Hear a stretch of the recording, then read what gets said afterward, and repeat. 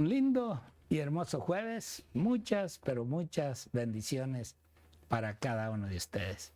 Esperando en el Señor que esta semana se estén gozando de estos estudios que hemos tenido en este ya primer trimestre de este año 2025.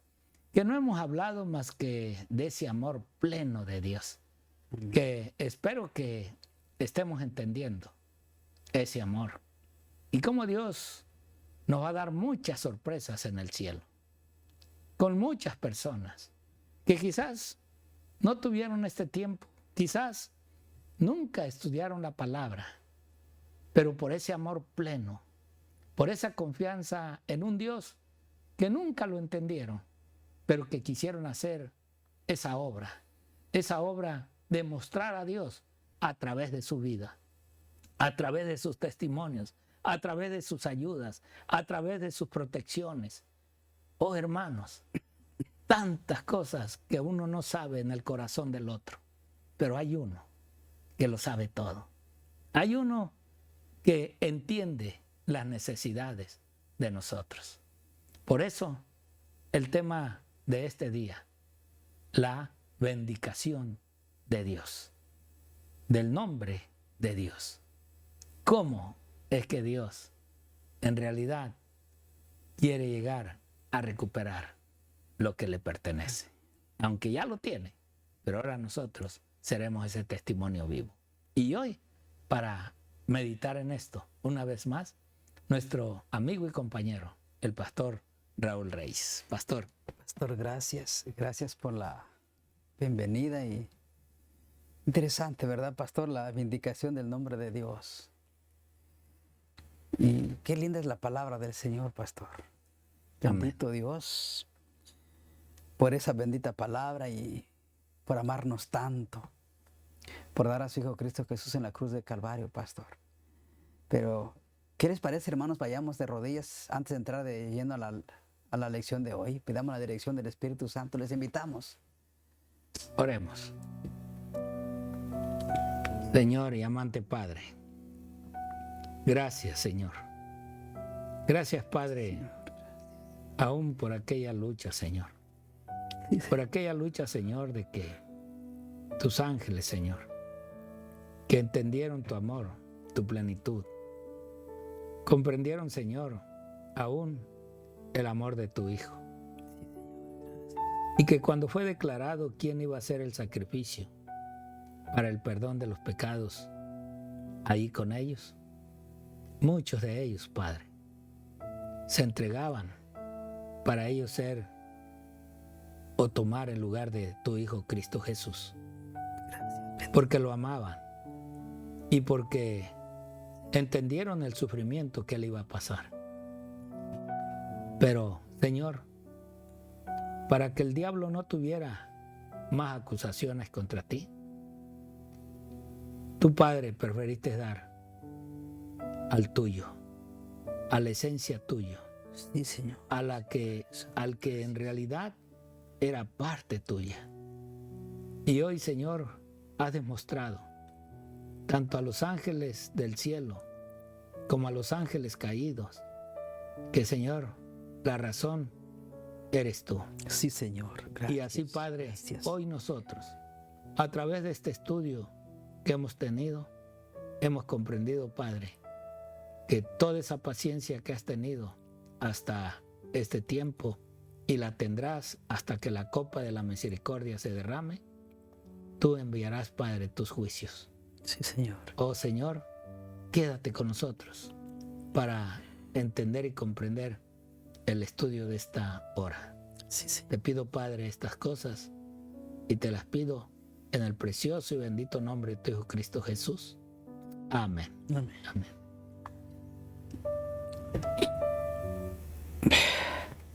Bueno, queridos hermanos y amigos que nos siguen a través del canal 44.8, casi estamos a punto ya de cerrar el estudio de esta semana. Y hoy, hermano, nos toca la vindicación del nombre de Dios.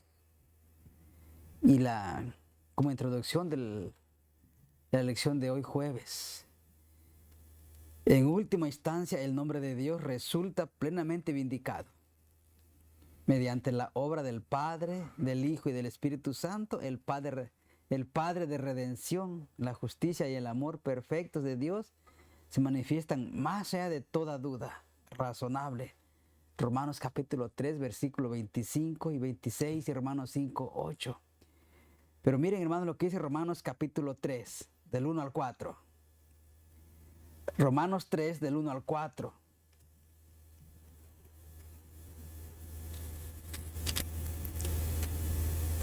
Romanos 3 dice, ¿qué ventaja tiene pues el judío?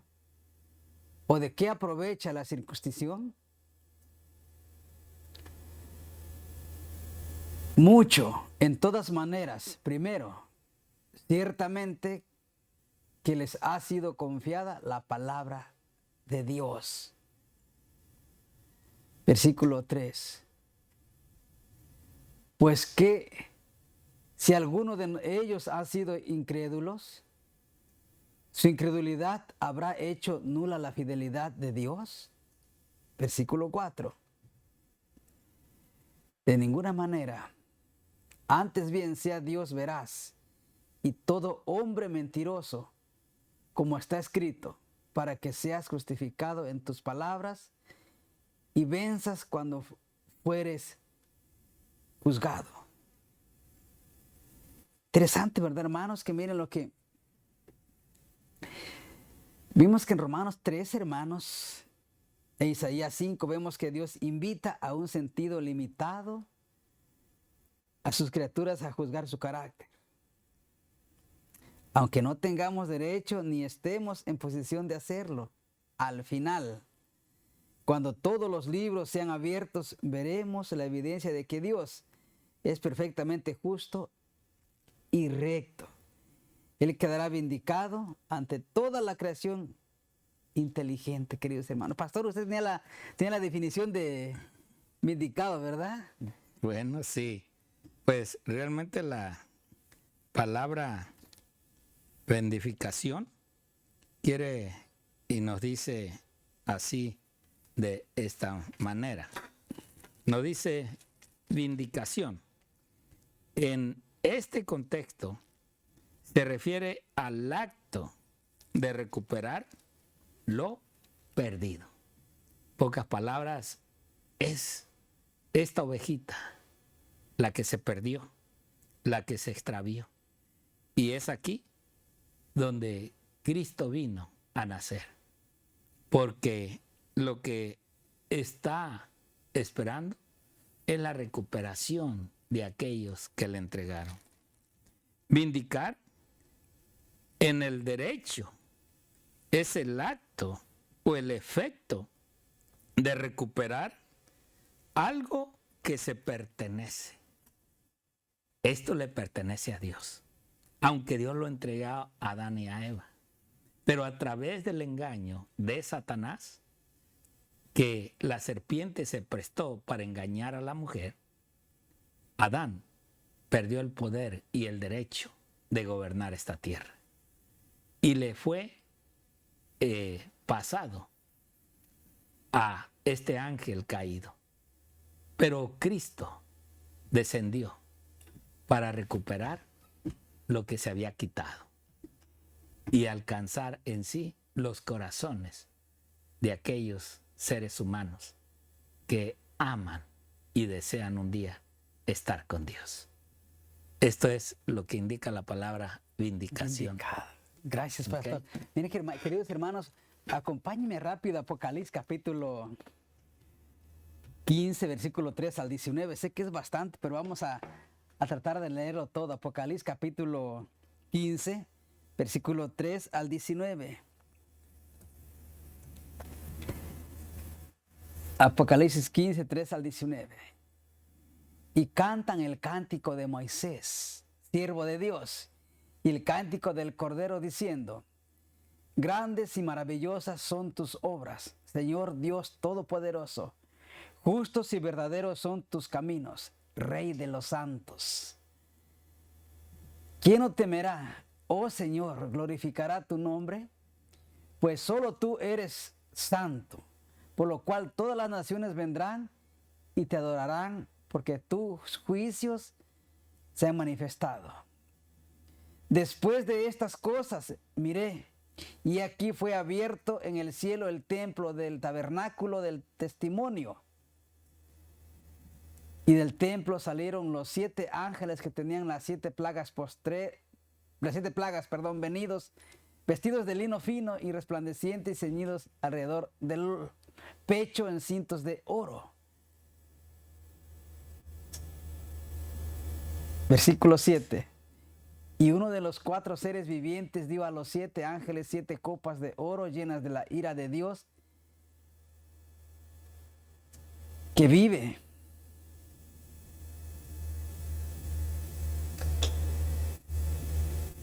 Vamos gracias hermano, que vive por los siglos de los siglos. Versículo 8. Y el templo se llenó del humo por la gloria de Dios y por su poder, y nadie podía entrar en el templo hasta que se hubiese cumplido las 7 plagas de los 7 ángeles. Miren hermanos, de acuerdo al texto bíblico, el nombre del Señor muy pronto va a ser vindicado. Todo esto va a terminar. Y el templo se llenó de humo por la gloria de Dios y por su poder, y nadie podía entrar en el templo hasta que se hubiese cumplido las 7 plagas de los 7 ángeles. Versículo 9. No hay, bueno, hasta ahí. Oí una gran voz que decía desde el templo a los 7 ángeles: id y derramar sobre la tierra 7 copas de la ira de Dios. Vemos, hermanos, la maravilla y el poder de Dios. El tema de hoy es la vindicación del nombre de Dios. Muy tarde, pastor. Aunque tarde el tiempo, Cristo viene pronto, pero de que viene, viene, es un hecho. Muy prontamente, el nombre del Señor será vindicado. La verdad, pastor, que un día sabemos que todos hemos de ir a un juicio. Todos. Todos. En ese juicio te dará a saber la vida de uno, aún la salvación o la perdición. Donde en verdad será un momento crucial y ya definitivo, porque ya oportunidades no habrá. Pablo lo describe así en el libro de Primera de Corintios, en el capítulo 4 y versículo 5.